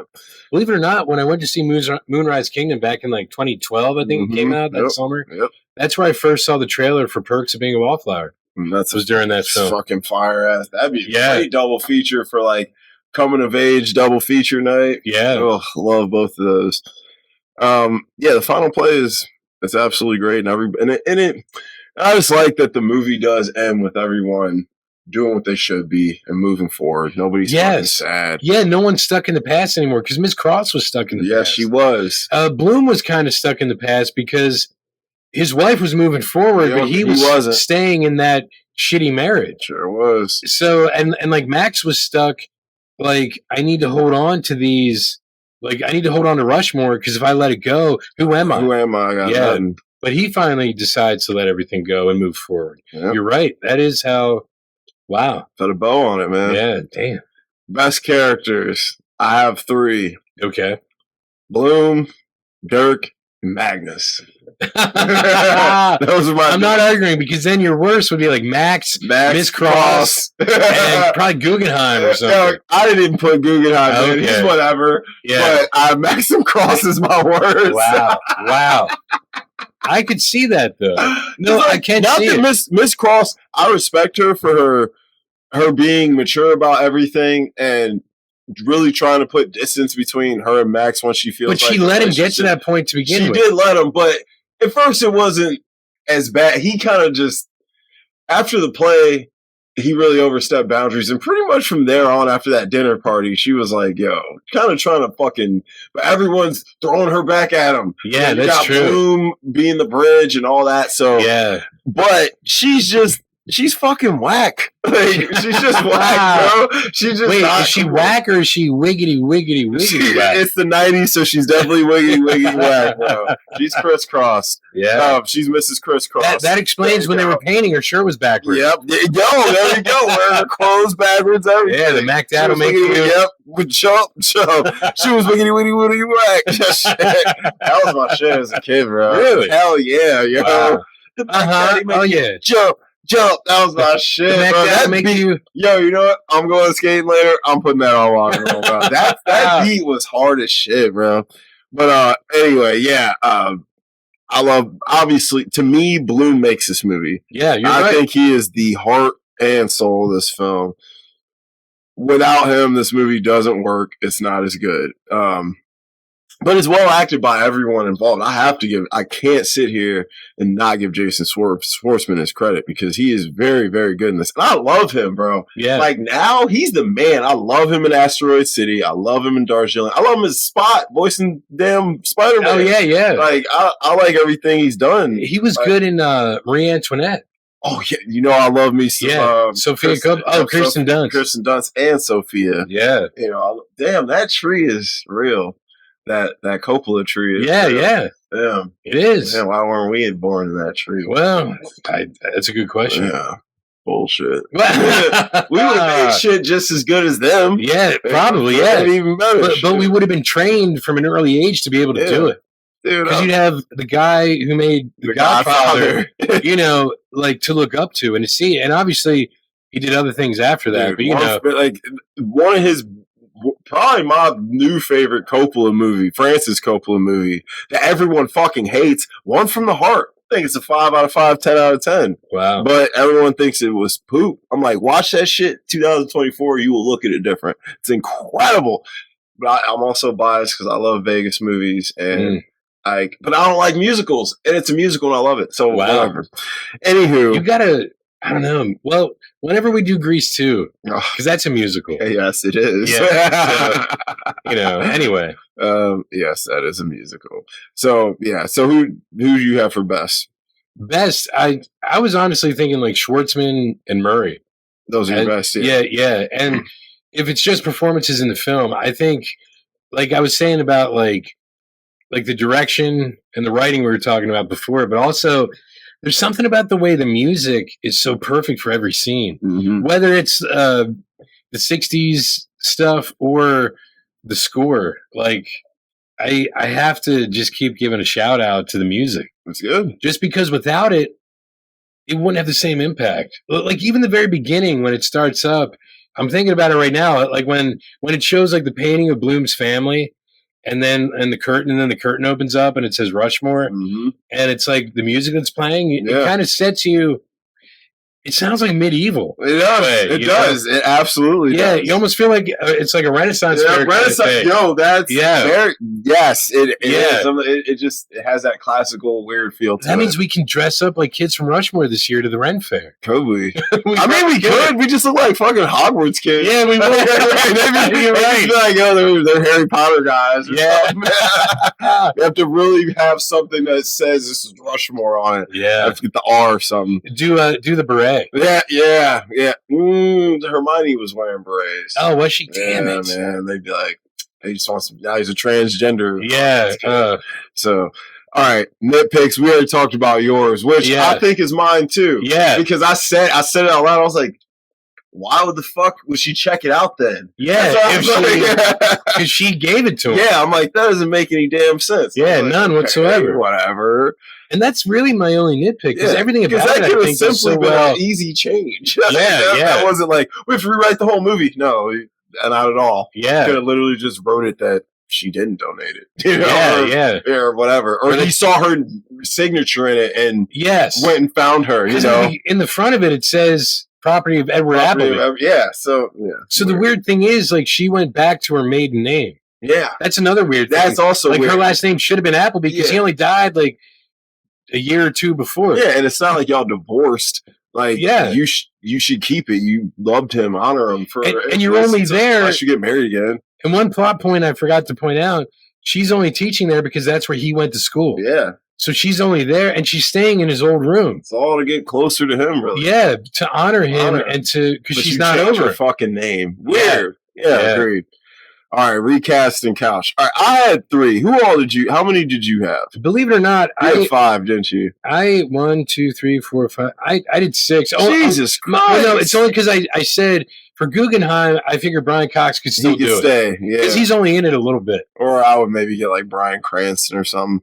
Oh, he would actually be really good. Yeah, you're right. He would be great. Never mind. I mean, just if we're gonna recast him, that's what I do. Yeah. All right, so obviously we're doing Max Bloom and Cross. Yeah. So Max, the only guy I could think of was Tom Holland. You know who I thought of? I think his name is Noah Schnapp from Stranger Things. Who does he play? Winona Ryder's son, who's trapped in the Upside Down in the first season. Will Byers. Yeah, he can play him. Yeah, I think Will Byers only because he would have. I think he would have a better look. And he still looks young. Yeah, because I'm sure he's probably 17 or 18 now. That kid's probably 20 now, bro. Oh yeah, maybe yeah. Because Stranger Things started in like 2016, bro. Really, it's almost 10 years old. Wow, that's terrible. Yeah, it's crazy, right? Yeah. Anyway, I was thinking him. I was trying to rack my brain, either that or like the Nazi kid from Knives Out. The one Michael Shannon's son or whatever he was. I would have never thought of him. Yeah, but only because in Knives Out he's wearing like a school uniform. The uniform, and he still looks young. Yeah, I was trying to think of someone who looks age appropriate, which Tom Holland does. That's the only guy I could think of. And honestly, Tom Holland would have the same. He would height. have that same height. That's about the same size. Yeah, because Noah Schnapp might be too tall. He's tall now. That guy's probably like my height. Yeah. So yeah, that's why I was like Tom Holland. For Bloom, who'd you have? Will Ferrell. He would actually be decent, and he's a good age now. He just turned 57. He's the right age. I'm like, he's the right age. Yeah. I had J.K. Simmons. He might be a little too old, believe it or not. You think so? Because he's probably in his 60s. But Bill Murray looked like he was in his 60s. Yeah, J.K. Simmons would be great. Maybe him like 10 years ago, like Juno era. Yeah. God, because he got that. He can play that dry, funny, really good. Yeah. And even like when he was doing like Whiplash or something. I fucking love that movie. Yeah, he would. He so good in that. He would be good as Bloom, even because he is a little older. But Bloom is supposed to be. Bloom is older. Yeah. But the way he looks as Santa in that new Rock and Chris Evans movie. That shit looks terrible. I hate to say it, but the trailer. I mean, J.K. Simmons is good in anything he does. Yeah, he's going to bring it. He was good in The Closer. I don't know if you ever watched that show. No, I never saw it. You know what movie he's good in? It's a comedy. Andy Samberg, Palm Springs. It's a Hulu movie. It's fucking great. Really? It's hilarious. It was so shockingly good. I was like... that came out over COVID. Yeah, I was like, this shit's going to be terrible. I was cracking up that whole fucking movie. Wow. And J.K. Simmons is fucking hilarious in it. I was very shocked at how good that was. I was like, this probably shouldn't be this good, but it is. For Cross, I feel like we had the same person. We discussed this earlier. I'm not sure now because I see who I put. All right, let's see. She might be too short for this, but I was thinking Emily Blunt is who I put. Old. But like, she still looks young. I love Emily Blunt. Yeah, she's one of my favorites. I know that's why my top 3 right now. Yeah. Boy, I'm too old, bro. I went with Florence Pugh for British. Oh, really? Mm-hmm. And you know what? She is about the same age appropriate because Olivia Williams was about 30. She was, And her character was supposed to be like what, 31, 2. Yeah, and Florence Pugh's like 28, 29 this year. Perfect age, bro. Yeah. She'll bring some prettiness to it. But see, the thing is, she would look like younger than Max. You think so? She looks super young. Florence Pugh? Yeah, she looks young. You think but she carries herself very mature, like. Yeah. But I don't know. I think she could do it.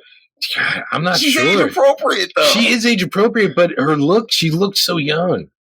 Tom Holland looks young if we went with him. Yeah, he does, but it would be almost like a Graduate situation where Anne Bancroft is like 37 and Dustin Hoffman was 29. It's not necessarily older looking. If you want someone older looking, you could go with Emily Blunt, but I feel like Emily Blunt's a little bit too seasoned. But she has to be like more mature looking than Max. What about? No, she's way too good looking to play it. I was gonna say Margot Robbie, but honestly, Margot Robbie would make sense. She would make sense. As to why people would be like, she's a little too hot, though. Yeah. I get somebody a little more. Margot Robbie's too striking. Because there's like Cross, Olivia Williams. If she was gonna decide, I'm gonna fuck one of my students, it's not out of the realms of reality that Max could get her. Yeah. Max ain't pulling Margot Robbie. Yeah. Like so. My God, she played Nebula in Guardians of the Galaxy. What's her name? Kira something? Or? No, God, she was Amy Pond on Doctor Who, and in the Jumanji. What's her? It's like Karen or Kiara. Yeah, Karen Gillan. Karen, yeah, and she's a redhead. She's a redhead. She's pretty. She's British. She's age appropriate. Yeah. I'm trying to think of like British. Does she have to be British? I think so, just because of the character. I mean, Like, there's plenty of bitches who can rock a British accent, though. here's the Yo, problem. no, I know, bro. I know who. I got you. Okay. I'm pretty sure she's American, though. Okay. Saoirse Ronan. But see, she looks super young. You think so? She's 30. But she looks young. I think she's That's starting the to problem. look her age. Now, like Jenna Coleman, who was on Doctor Who, but I don't know this chick. She's kind of short though. I don't know her. But she played Clara Oswald on Doctor Who, and she played Queen Victoria in this series, Victoria, and she plays Joanna. She looks too young now.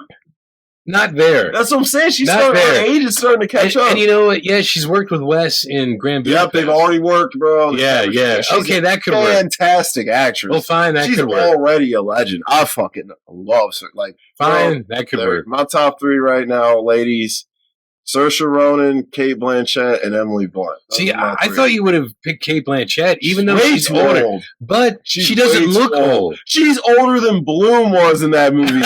She is way younger, but she doesn't look old. But she's too old, and she's too recognizable. Yeah, people be like, bro, Cate Blanchett is 56, dude. Yeah, like she can't play it.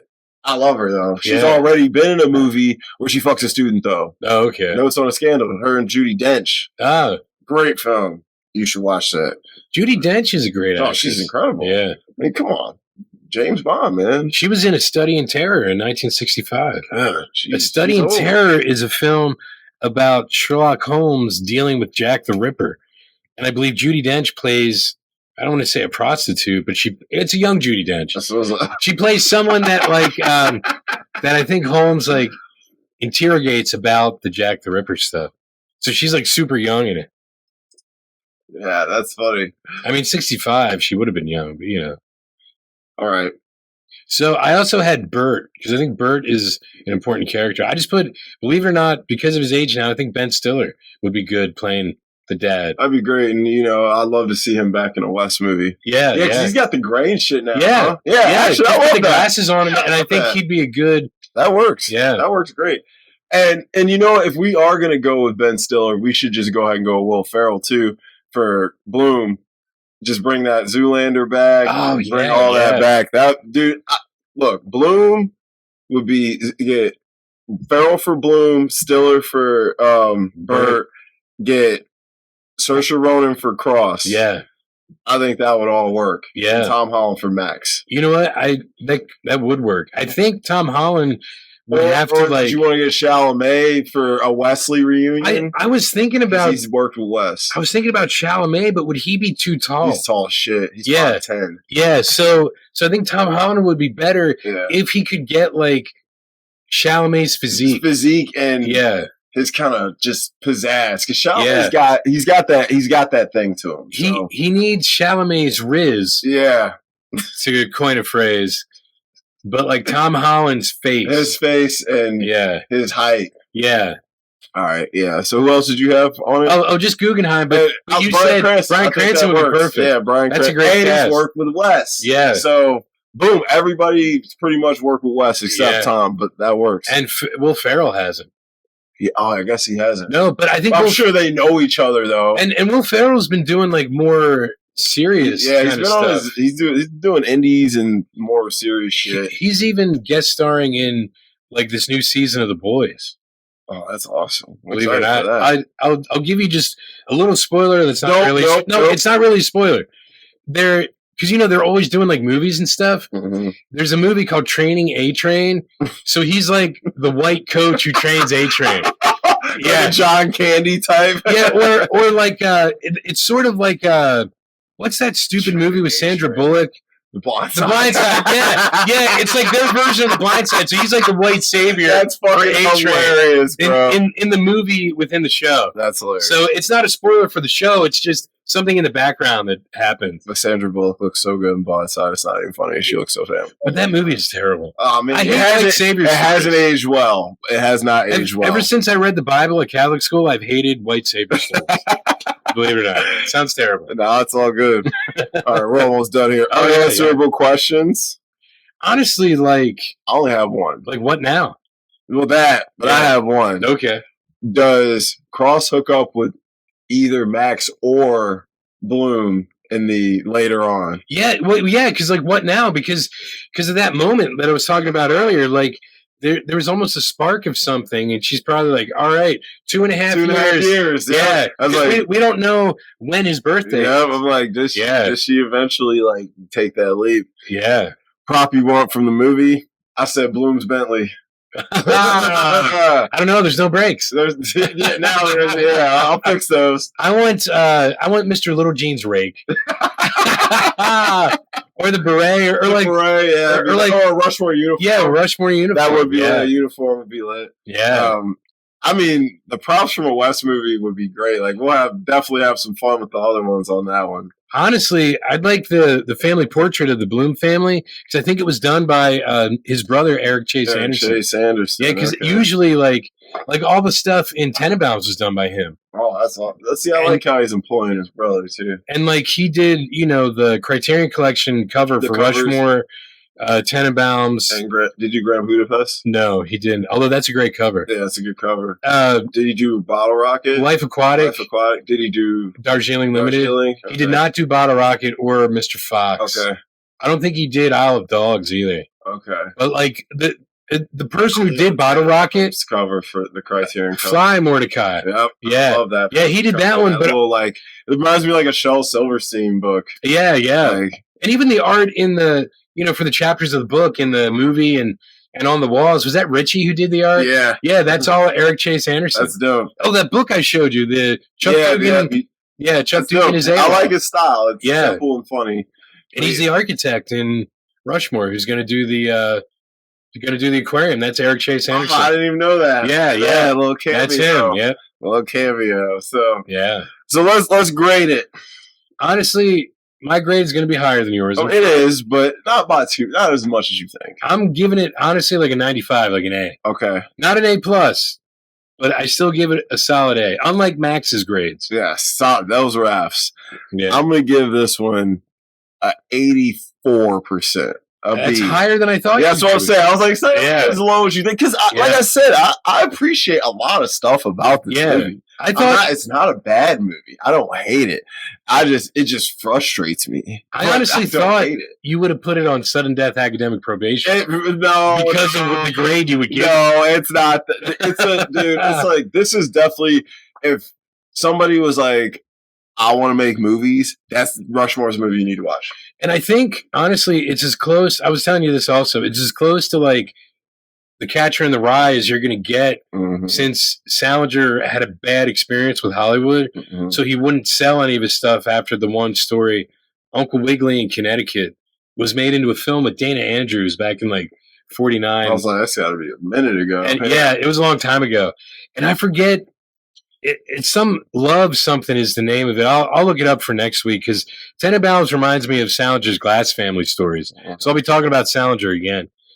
But I think this is as close as you're going to get to, like, Catcher in the Rye is about a kid who gets kicked out of prep school over the Christmas holiday. So this is as close as you're really going to get to something like Catcher in the Rye without people doing, like, bootleg student films of it. Yeah. And I think it's perfect because it's not Holden Caulfield, but it's like an updated version of how screwed up that character might be, like, in the 90s. Because how times change. Yeah. Yeah, for sure. Yeah. So, yeah, I'll give it an 84. On a good day, an 86. On a bad day, a 79. Wow. But, yeah. 79. Yeah. I mean, it's, like I said, it ain't, if somebody's like, Don, we throw in a Wes movie, I ain't picking Rushmore. But if it's on, I'm not going to be upset. Yeah, yeah. Because you're going to be like, oh, great. I'm going to jump. I'm going to laugh at Bill Murray.